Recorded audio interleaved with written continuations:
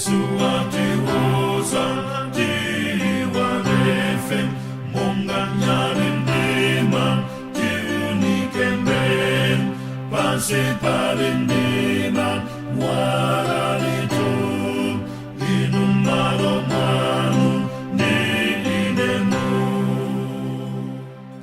Yesu atiwoza tiyambenon atiwona bwino nikuwarakon ayanana pansi powarafen inumalomanu ni inemu.